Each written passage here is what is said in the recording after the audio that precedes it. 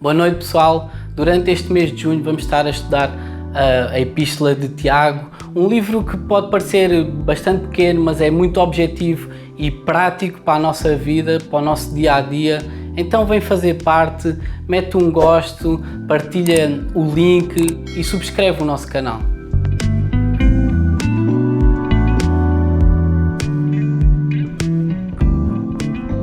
Sejam muito bem-vindos às nossas noites de ensino. Durante este mês estaremos a estudar a Epístola de Tiago, um livro que se encontra no Novo Testamento, e fazendo assim um plano geral, aquilo que nós vemos no livro de Tiago é que é um livro assim bastante direto, um livro cheio de recomendações claras e práticas para a nossa vida enquanto cristãos.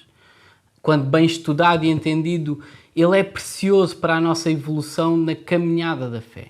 E o meu desejo é que seja este o nosso caso nas próximas semanas, que possa ser um bom estudo da Epístola de Tiago. Não por causa do professor, mas que seja mesmo o Espírito de Deus a guiar-nos e a trazer revelação ao nosso estudo. E para começar com este estudo precisamos de entender o seu contexto, para percebermos melhor o próprio livro e entendermos melhor o que o autor original queria dizer. Então iremos fazer uma breve introdução ao livro de Tiago. E a primeira pergunta que se coloca é: quem escreveu a Epístola? E antes de mais dizer que geralmente vou ler a versão da Bíblia para Todos, salvo algumas exceções. E nessas exceções eu avisarei a versão que estamos a ler para o caso de quererem acompanhar nas vossas Bíblias. E diz assim Tiago 1. Da parte de Tiago, servo de Deus e do Senhor Jesus Cristo, às 12 tribos do povo de Deus dispersas pelo mundo. Saudações. Então o autor era Tiago. Mas que Tiago é este que escreve esta epístola? Não temos mais nenhuma indicação de que Tiago é que poderia ser, não há um apelido, não há um cargo, não há uma cidade que nos ajude a ter certezas de que Tiago era. E aquilo que nós vemos ao estudar o Novo Testamento é que são mencionadas 4 pessoas com o nome Tiago. O apóstolo Tiago, filho de Zebedeu e irmão de João. Tiago, pai de Judas, não Judas o Iscariote. Apóstolo Tiago, filho de Alfeu. E Tiago, irmão de Jesus. Agora, não há grandes informações em Tiago 1, assim à primeira vista, mas houveram estudos feitos ao longo da história da Igreja e também há caminhos que nós podemos analisar ao longo do Novo Testamento que nos podem dar uma ideia de qual destes 4 é o autor da Epístola. E o primeiro que geralmente é descartado é Tiago, filho de Zebedeu, o irmão de João, uma vez que nós vemos que ele foi um dos primeiros mártires da Igreja. E pensamos então que foi martirizado antes da Epístola de ser escrita. Lemos lá em Atos 12, 1 e 2, que diz: nesse tempo o rei Herodes começou a perseguir algumas pessoas da Igreja. Mandou cortar a cabeça a Tiago, irmão de João. Ou seja, ele morreu cedo, morreu antes sequer de haver uma necessidade de uma carta ser escrita. Então é comum nós descartarmos Tiago, filho de Zebedeu, como autor. Por outro lado, o pai de Judas, não há estudos que revelem que possa ser ele, porque o seu nome apenas é mencionado em Atos 1:13. Então, muitos estudiosos acabam mesmo por esquecer que ele era um dos Tiagos do Novo Testamento. Quando mencionam os vários Tiagos, dizem que havia 3, esquecendo-se do pai de Judas, porque só é mencionado em Atos 1. Ficam então a sobrar 2. Tiago, filho de Alfeu, um dos 12, e Tiago, irmão de Jesus. Aquilo que vemos também é pouca informação e pouco conhecimento de Tiago, filho de Alfeu. Peter Davids, um famoso teólogo canadense, considera que Tiago, o filho de Alfeu, era tão pouco conhecido que certamente teria se identificado de maneira mais clara caso ele fosse o autor da epístola. Haveria uma necessidade de ser mais explícito em relação a quem ele era, para que quem fosse ler aquela epístola o identificasse assim. Como a saudação inicial é somente de Tiago, leva-nos a crer que o autor seria alguém bem conhecido pelos seus leitores. E isso leva-nos a crer então que a epístola de Tiago foi escrita pelo irmão de Jesus. E a pergunta que se coloca então é: quem foi Tiago, irmão de Jesus? Tiago, como falámos, foi irmão de Jesus, mas não foi somente irmão de Jesus. Posteriormente, ele é um dos líderes da igreja em Jerusalém. Nós vemos, por exemplo, como ele toma a palavra em autoridade na Assembleia de Jerusalém. Atos 15:13 diz: quando acabaram de falar, Tiago tomou a palavra e disse: meus irmãos, escutem. Ou seja, um homem de autoridade. Vemos também essa autoridade e liderança de Tiago a partir dos olhos de Pedro e de Paulo, de como o descrevem e até a atenção que eles têm quando precisam de enviar uma mensagem à liderança da Igreja de Cristo, de dizerem: olhem, vão e digam a Tiago. Por exemplo, vemos esta importância de Tiago na igreja daqueles tempos, quando Paulo tem o cuidado de dizer na sua carta aos Gálatas que nas poucas idas a Jerusalém, as únicas pessoas com quem esteve foi com Pedro e Tiago, os líderes da igreja em Jerusalém. Outro exemplo é quando Pedro é liberto da prisão em Atos 12, ele vai ter a casa de Maria, mãe de João, e estão ali reunidos vários cristãos. E ao contar como foi liberto daquela prisão, ele diz no versículo 17 de Atos 12: mas ele fez-lhes sinal com a mão para que se calassem e contou-lhes como o Senhor o tinha tirado da prisão. Depois disse-lhes: contem isto a Tiago e aos outros irmãos. Saiu então dali e foi para outro lugar. Alguns a esta altura estão a pensar: mas afinal nós íamos estudar a Epístola de Tiago, estamos aqui no meio de Atos, estamos aqui na igreja primitiva. Calma, nós já lá vamos a Tiago, mas acredito que nós precisamos de conhecer o autor e conhecer o contexto para fazermos um melhor estudo do que é que ele depois vai escrever. Então, se a pergunta era quem foi Tiago, fica claro quando nós vemos o líder que ele foi na igreja de Jerusalém. E a próxima pergunta que precisamos responder é: para quem a epístola foi escrita? Porque sabem, ao contrário das cartas de Paulo, que tem uma pessoa como um receptor claro das suas cartas, em alguns dos casos era mesmo uma única pessoa, como as cartas a Timóteo, a Tito, por exemplo. Noutros casos o receptor não era uma pessoa, mas sim uma igreja, uma comunidade, mas uma comunidade específica também, como o caso de Coríntios, Efésios e por aí. Ao contrário de Paulo, a Epístola de Tiago não tem um receptor claro. É uma carta assim mais geral e mais para as igrejas no geral. Podemos até levantar aqui algumas perguntas e pensarmos: quando ele diz no versículo 1 às 12 tribos, estaria ou não a referir-se ao povo de Israel, aos judeus? Possivelmente sim. Possivelmente seria uma carta primeiramente mais direcionada para os judeus que agora se converteram ao cristianismo e que foram levados até a sair ali de Jerusalém.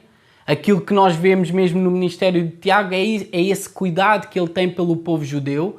Paulo fala acerca disso em Gálatas 2:9 e diz: Tiago, Pedro e João, que eram os mais considerados, reconheceram que Deus me tinha confiado esta missão e deram-nos as mãos a mim e a Barnabé em sinal de acordo. E assim concordámos em que nos dirigíssemos aos não-judeus e eles aos judeus. Ou seja, o ministério de Tiago era muito virado para os judeus, que agora se tinham convertido ao cristianismo, é verdade. Então a epístola poderia ser direcionada para eles, em primeiro lugar, mas acaba por não ser um aspecto muito significativo, pois quando lemos o livro de Tiago, vemos as diretrizes que ele vai dando, vamos vendo que é realmente uma carta para a igreja no geral. Poderia muito bem estar ali direcionada à nossa igreja, à igreja Reviver em Santo António dos Cavaleiros, à igreja em Coríntios, em vez de às 12 tribos.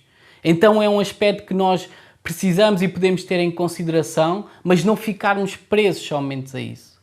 E por fim, mas não menos importante, a última pergunta que gostaria aqui de levantar hoje é: como ler e entender esta carta?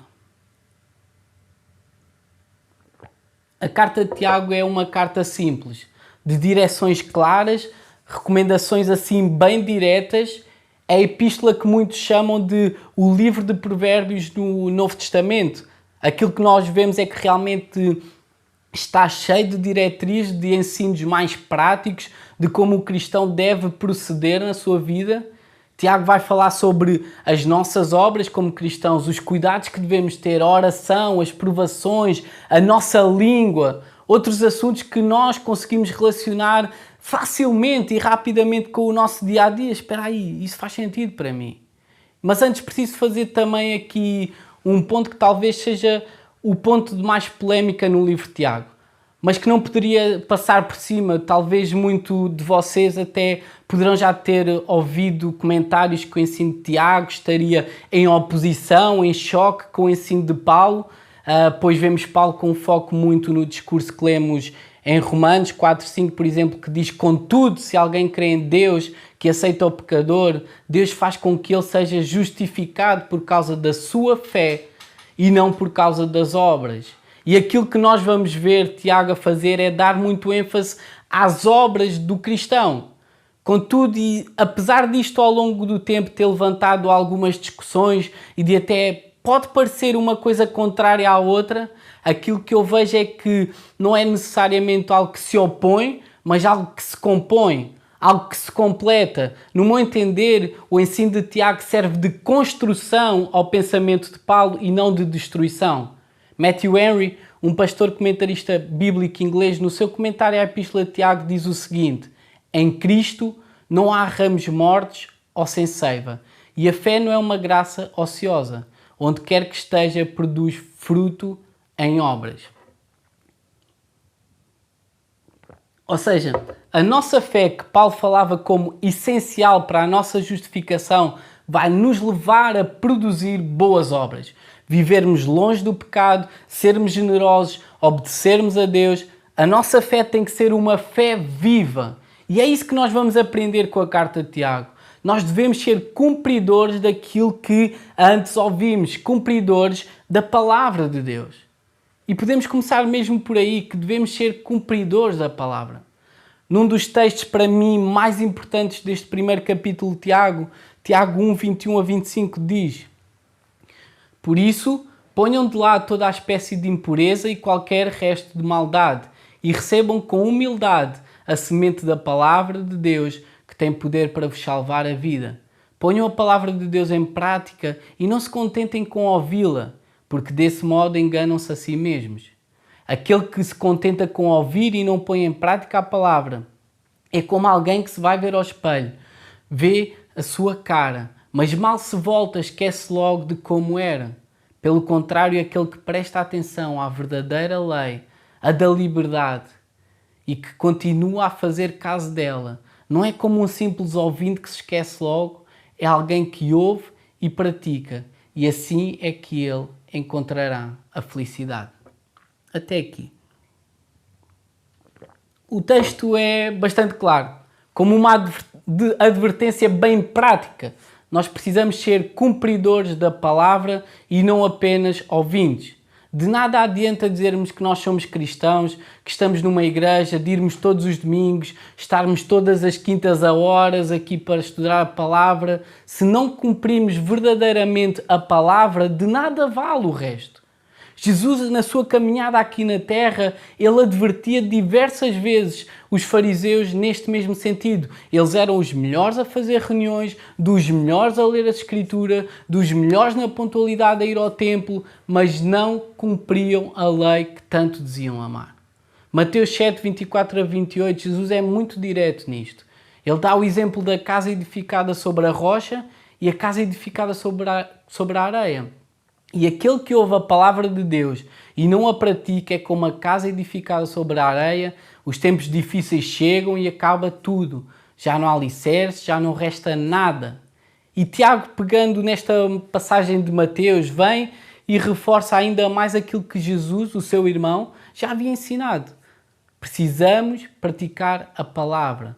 Nós precisamos de ouvir, de ler a palavra, precisamos de estudar a palavra, mas acima de tudo a palavra tem que gerar algo na nossa vida e através da nossa vida. E com isso produzir frutos. Não pode ser uma graça ociosa, mas algo que gera a sua obra perfeita em nós. Este, na minha opinião, é o grande ensino do capítulo 1 de Tiago. Não podemos ser apenas bons ouvintes, bons religiosos, que sabem seguir todos os rituais, que cumprem a agenda, mas que não têm o coração e a sua mente transformados. E sabem, é até interessante voltarmos a pensar na imagem de Jesus que Jesus nos deixa da casa sobre a rocha, da casa sobre a areia. Depois Tiago começa o capítulo 1 a falar sobre as tempestades que vêm à nossa vida. Então há pouco começámos no versículo 21, mas voltando ao princípio, a partir do versículo 2 até ao versículo 8, Tiago vai-nos falar sobre as provações que vêm à nossa vida. E diz o seguinte: meus irmãos devem sentir-se profundamente felizes ao terem de passar por várias provações, pois sabem que uma fé assim provada dá como fruto a perseverança. Procurem ser perseverantes até ao fim, para chegarem a ser completamente perfeitos, sem faltar nada. Se alguém não tem sabedoria suficiente, peça a Deus que a dá a todos de graça, sem humilhar ninguém, e ser-lhe-á dada. Mas aquele que pede deve pedir com fé, sem duvidar. Aquele que duvida é como as ondas do mar levadas pelo vento. Esse nem pense que há de conseguir alguma coisa do Senhor, pois é um indeciso e pouco seguro em tudo o que faz. Até aqui. Depois, no versículo 13 até ao versículo 15, Tiago vai-nos falar sobre outro assunto que é as tentações. E diz assim: mas quando alguém for tentado, não diga, foi Deus que me mandou esta tentação. Porque Deus nem é tentado por nenhum mal, nem é causador de tentação para ninguém. Os maus desejos é que são motivo de tentação para cada um, seduzindo e desviando do caminho certo. Deste modo, o mau desejo gera o pecado, e o pecado, como consequência final, produz a morte. Nós precisamos ter atenção aqui a estas duas palavras que surgem, que são a palavra provação e a palavra tentação. Algumas traduções que nos primeiros versículos, onde nós estamos a falar de provações, trazem a palavra tentação. No entanto, precisamos estar atentos ao que o autor original queria dizer. E neste sentido, a palavra adequada, neste caso, é mesmo a versão que nós estamos a ler, provação. Mas isso será mesmo importante? É importante porque nós lemos uns versículos depois o autor a falar sobre tentação. E agora sim a palavra tentação. E o autor queria trazer mesmo esta diferenciação entre as duas palavras também. A verdade é que no português pode até parecer um pouco óbvio, são palavras que se escrevem de maneira muito diferente, mas se nós formos ao original, nós vemos que as palavras que estavam nestes primeiros versículos, no versículo 2, é a palavra grega peirasmos, que significa uma prova, um teste. Por isso muitas das traduções optam por provação e não tentação. Já no versículo 13 de Tiago, contrariamente ao versículo 2, quando ele fala de sermos tentados, usa a palavra grego, que no original grego é parecido com peirasmos, mas com um significado muito diferente. E a palavra peirazo significa testar a fé de alguém pela incitação ao pecado, testar alguém maliciosamente, instigar ao pecado. Conseguimos perceber a diferença? Conseguimos ver como, por vezes, podemos estar a interpretar de maneira errada o texto? O que Tiago nos está a dizer nos primeiros versículos é que nós nos devemos alegrar quando somos provados, quando passamos por dificuldades, mas no versículo 13 já não nos devemos alegrar, mas está a falar sobre a tentação, como nós entendemos ainda hoje, o ato de incitar a pecar maliciosamente, como quer dizer, dessa tentação não se alegra, fugem. E com esta diferença de palavras podemos entender aqui, através de Tiago, que Deus pode nos provar, no sentido de nos levar a outro patamar, no sentido de nos ajudar ao nosso amadurecimento, mas que Deus não nos tenta no sentido de nos incitar ao pecado, testando maliciosamente a ver se nós vamos mesmo cair. Outro dos pontos que nós vemos Tiago a falar aqui nos primeiros versículos é a relação da provação com a perseverança. E o que ele nos ensina é que quando nós somos provados, quando nós passamos por situações difíceis, nos tornamos pessoas perseverantes. Costumamos dizer o que não nos mata torna-nos mais fortes. Aqui a Bíblia dá uma tradução mais adequada até. As provações que vêm à tua vida e tu passas por elas tornam-te uma pessoa mais perseverante, mais forte, mais resiliente. As situações difíceis que surgem na nossa vida é isso que trazem, é isso que fazem. Nos tornam pessoas mais fortes, mais resilientes. Nós vemos tantos exemplos na palavra de Deus. Talvez o exemplo assim mais claro, mais óbvio, que nos lembramos assim rapidamente, seja o exemplo de Jó. Tudo o que passou, todo o sofrimento, toda a dor, toda a provação na sua vida fez com que no final ele fosse uma pessoa mais resiliente, uma pessoa mais forte até do que aquilo que ele pensava que era. E pensando também na vida dos apóstolos, na vida de Tiago também. Quando a igreja sofre perseguição, todos aqueles problemas a surgirem, mas como isso faz com que Tiago saia daquele tempo um líder mais capaz, uma referência forte no seu meio. O que nós vemos aqui é que a nossa vida terá dificuldades, não há outra opção, a questão não é se teremos ou não provações, mas sim como as enfrentamos, sabendo que Deus está ao nosso lado nestas dificuldades e que nos torna pessoas assim mais maduras ao passarmos por estas tempestades. Deus quer usar as tuas e as minhas dificuldades, as dificuldades pelas quais passamos, para nos forjar, para aumentar a nossa resiliência. Devemos então perseverar quando passarmos por dificuldades. E como o versículo 2 diz, fala, sentirmos profundamente felizes quando passamos por elas, pois sabemos que seremos vitoriosos e com isso pessoas mais maduras. Há também aqui uma questão importante que ele aborda quando fala em pedirmos a Deus sem duvidar. Quando chegamos a Deus não podemos ir numa de será ou não será, pouco seguros. Nós precisamos de chegar sem dúvidas. E ele fala aqui em pedir sabedoria a Deus em fé, sem duvidar, mas precisamos entender que isto vem tudo no seguimento das provações. Então aquilo que eu vejo é que muitas das vezes, no meio das nossas dificuldades, nós precisamos de sabedoria para passar por essas dificuldades. É verdade que precisamos dessa sabedoria para lidar com as nossas tempestades e precisamos pedir essa sabedoria a quem? A Deus. Mas quando pedimos sabedoria, não é nos chegarmos a Deus com dúvida, pouco seguros. Deus, será que eu vou passar por isto? Será que eu vou conseguir sair desta tempestade? Não é essa a questão. Tu vais passar por isso, tu vais ser vitorioso desse tempo. Fica firme, não duvides. E após falar sobre esta questão de pedirmos sabedoria a Deus, Tiago lembra também que tudo é passageiro. Tiago 1, do 9 ao 11 diz: aquele irmão que for de condição humilde deve sentir-se orgulhoso por Deus o engrandecer. E o que for rico deve sentir-se orgulhoso por Deus o humilhar, pois sabe que a sua vida é breve como a flor do campo. Quando o sol se levanta e vem o calor, seca a planta, a sua flor murcha e a beleza do seu aspecto desaparece. Assim também o rico há de murchar na sua ambição de riquezas. Tanto a riqueza do rico quanto a condição do pobre, humilde, são passageiras.